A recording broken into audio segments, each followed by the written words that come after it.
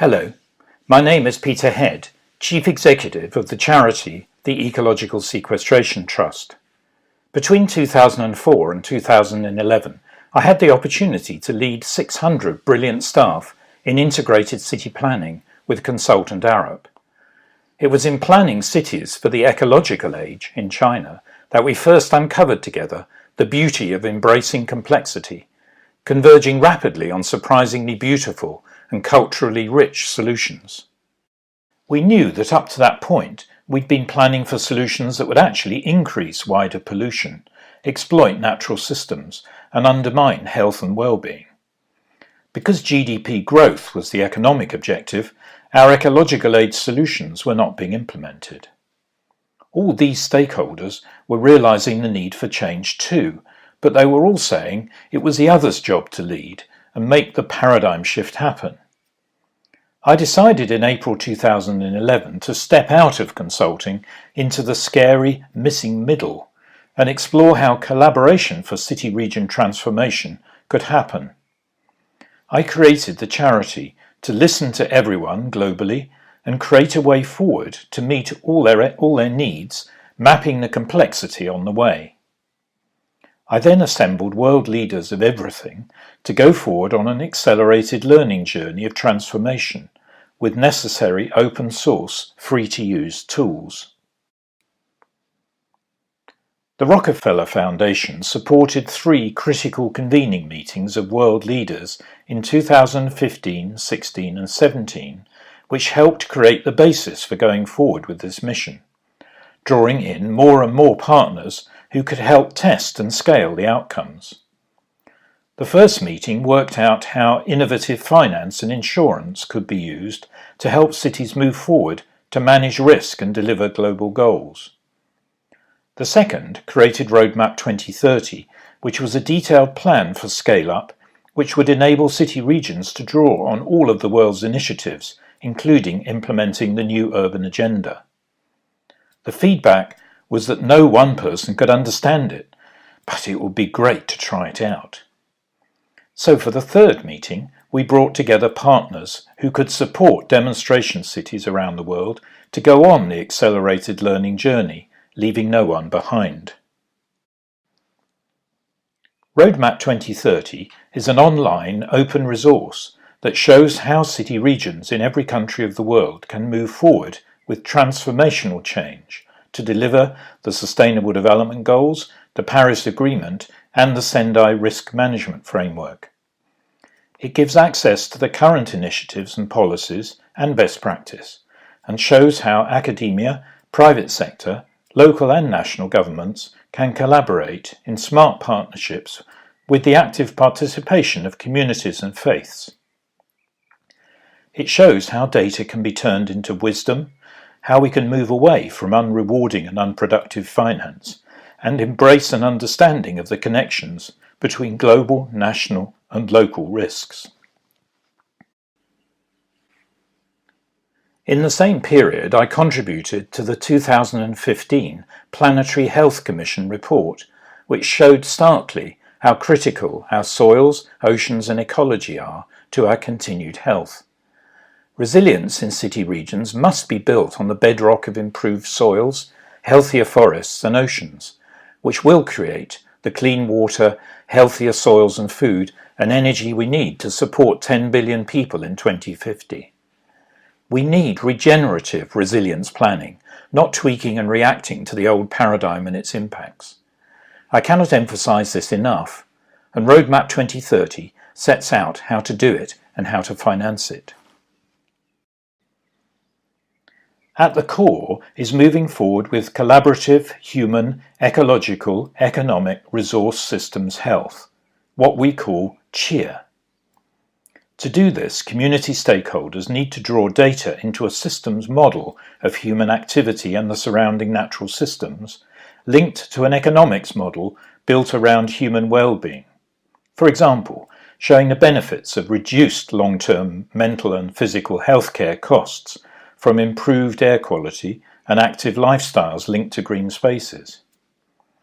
Children ideally need to grow up learning the way their region works through a gaming version of the CHEER platform so they can explore and discuss with their friends and families what scenarios could make it better for their futures.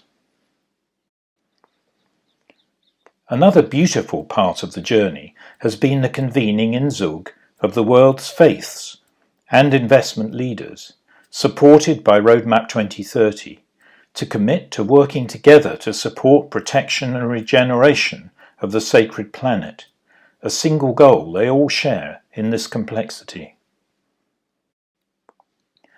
A really critical part of transformation is that every time funding is put into change in a city region, it needs to be done in a way that increases the beneficial social, environmental and economic impact, what we call performance-based procurement, as shown on the right here.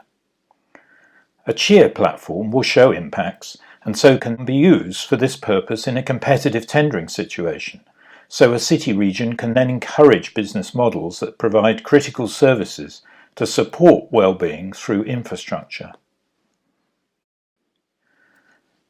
We've developed and prototyped the first cheer platform called Resilience.io, a software which can be effectively used as a resilience compass to guide decision-making.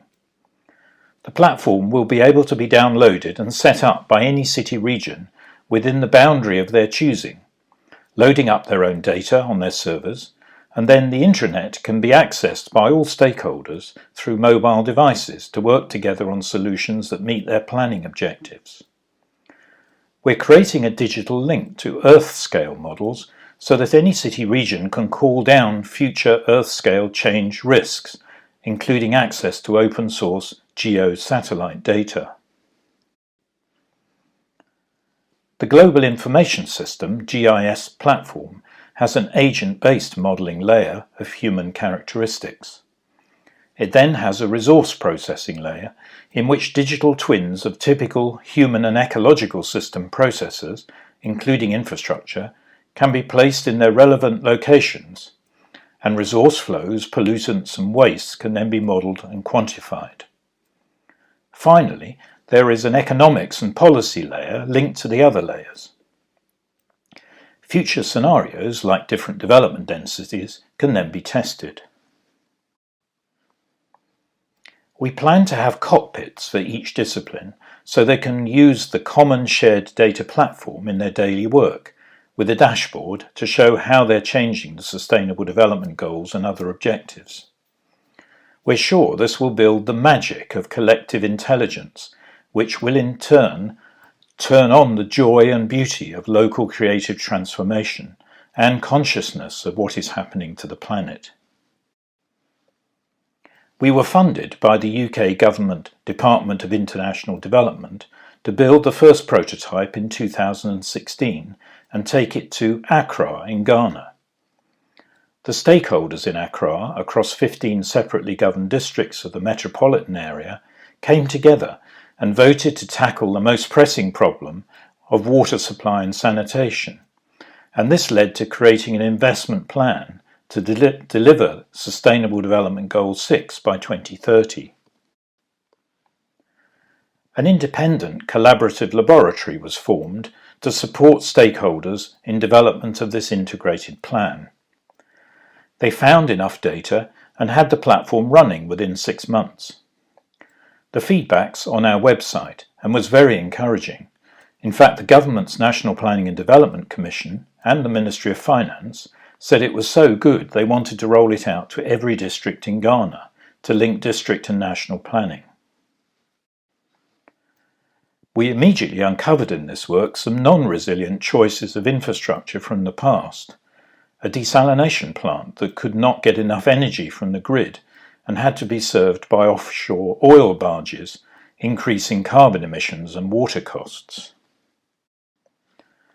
So, moving back to the critical connection between finance and implementation, the plan is to support cities like Accra to set up their own urban regional investment fund, so that instead of transactions for every project, funds combining all forms of bonds and crowdfunding can be brought together into a blended fund, which can be drawn down into an integrated, phased programme of transformation, underpinned by the Cheer platform.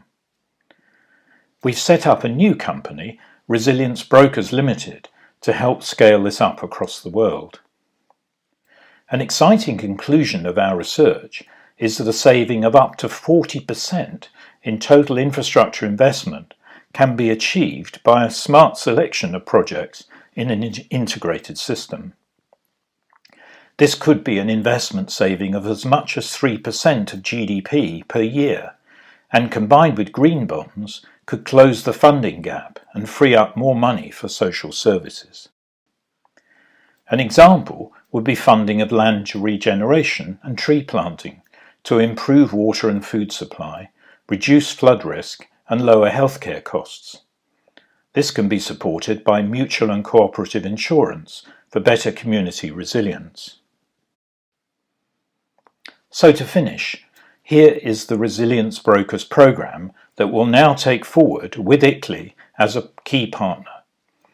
We have created a fully costed programme with our partners to roll this approach out as a slingshot learning journey to one demonstration city in most countries of the world over the next 5 years, and carry with us and make available through apps the world's best technologies and business ideas on the open source, free-to-use Resilience.io platform. From 2023, all of the world's cities will be able to use this. We're now inviting equity, impact, and foundation investors to join this initial mobilisation to massively open up the future market for impact investment. We have some cities already lined up and hope to start this in September 2018, so cities and investors are now welcome to join us. Hopefully you can begin to glimpse how beauty and resilience can come from complexity, and this is something together we can help the whole world to discover, with simple, not simpler outcomes, as Albert Einstein said.